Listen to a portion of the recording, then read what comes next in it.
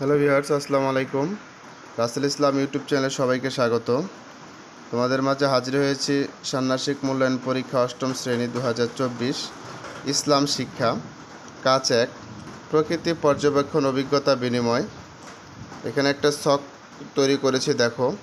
আমি যা খুঁজে পেলাম, প্রথম বন্ধু যা খুঁজে পেল, দ্বিতীয় বন্ধু যা খুঁজে পেল।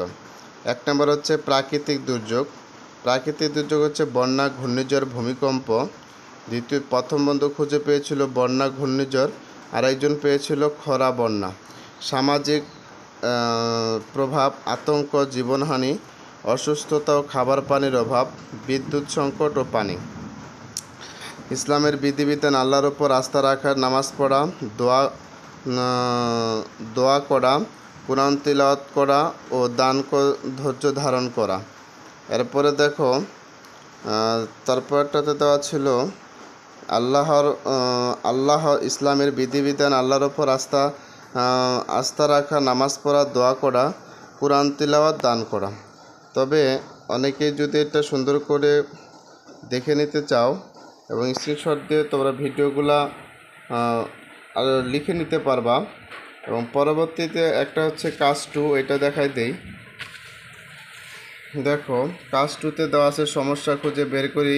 প্রাকৃতিক দুর্যোগ, সম্ভাব্য সমস্যা: বন্যা, গৃহহীনতা, পানিবাহিত রোগ, খাদ্য সংকট, ফসলের ক্ষতি, ঘূর্ণিঝড়, ঘরবাড়ি ধ্বংস, আশ্রয়হীনতা, যোগাযোগ বিচ্ছিন্ন, ভূমিকম্প, গৃহধ্বংস, প্রাণহানি, ভূমিধস, রাস্তা বন্ধ, খাদ্য ও প্রাণহানি সংকট, বজ্রপাত, প্রাণহানি। ঠিক আছে, এটা হচ্ছে কাজ 2।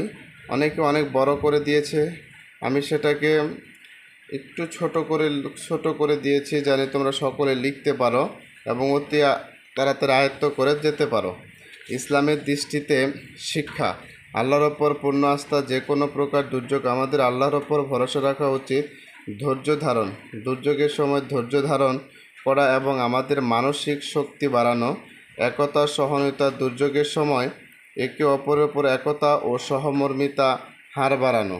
দান করা: দুর্যোগের মধ্যে মানুষের কাছে দান ও সাহায্য করা। এরপরে দেখো, কাজ 3, সমস্যার সমাধান। ইসলাম নির্দেশনার আলোকে করণীয়। ইসলামের বিধিবিধান: আমাদের করণীয় চর্চা, অনুসরণের কৌশল: আল্লাহর ওপর ভরসা রাখা, দুর্যোগের সময় আল্লাহর ওপর ভরসা রাখা, নিয়মিত নামাজ পড়া, দোয়া পড়া, ধৈর্য এবং সহনশীলতা, ধৈর্য ধারণ করা এবং সহনশীল থাকা, কুরআন তিলাওয়াত করা, হাদিস পড়া, একতা এবং সহমর্মিতা, একে অপরের প্রতি সহমর্মিতা দেখানো, প্রতিবেশী সাহায্য করা, যৌথ দোয়া করা, দান, সাহায্য, দুর্যোগ কবলিত মানুষের সাহায্য করা, খাদ্য পানি ঔষধ করা। আল্লাহর সৃষ্টি সম্পর্কে ধারণা: আল্লাহর সৃষ্টি সম্পর্কে মনোযোগ দেওয়া, প্রকৃতির প্রতি যত্নশীল থাকা। তবে এক একজন এক এক মতন করে ভিডিওগুলো দিয়েছে। আশা করো ভিডিওগুলো অনেক ভালো লাগবে। ভালো লাগলে চ্যানেলটি সাবস্ক্রাইব করবে আগে আগে ভিডিওগুলো নোটিফিকেশন পাওয়ার জন্য। এরপরে দেখো, কাজ 4, মানুষ ও প্রকৃতির কল্যাণ। করণীয়: শক্তি, ব্যক্তি জীবনে কল্যাণ, ধর্মীয় জীবনে কল্যাণ, সৃষ্টি জগতে কল্যাণ। আল্লাহর ওপর ভরসা রাখা, এটা হচ্ছে রখা হয়ে গেছে, এটা রাখা হবে। ব্যক্তি জীবনে এটা হচ্ছে মানসিক শক্তি বৃদ্ধি, ভীতি ও উদ্বেগ কমানো, ঈমান মজবুত করা, এটা হচ্ছে ঈমান মজবুত করা। আর সৃষ্টিকর্তার প্রতি শ্রদ্ধা বৃদ্ধি করা। ধৈর্য এবং সহনশীলতা: হতাশ না হয়ে ধৈর্য ও সহনশীলতা হওয়া, আল্লাহর সন্তুষ্টি অর্জন করা, মানবিক সম্পর্কে মজবুত করা। তারপর হচ্ছে দেখো, দান, সাহায্য করা, সামাজিক মর্যাদা বৃদ্ধি করা, আল্লাহর সন্তুষ্টি লাভ, জান্নাতের পথ সুগম করা, সমাজে দুর্বলদের সহায়তা, বৈষম্য, মানবিক উন্নয়ন করা। এবং কাজ 5, একটা দেখো এখানে শিরোনাম, তোমাদের এটা একটা প্রতিবেদন তৈরি করতে বলেছে। তো প্রতিবেদনের শিরোনামটাকে এরকম করেছি: প্রাকৃতিক দুর্যোগ মোকাবেলা ইসলামের বিধিবিধান।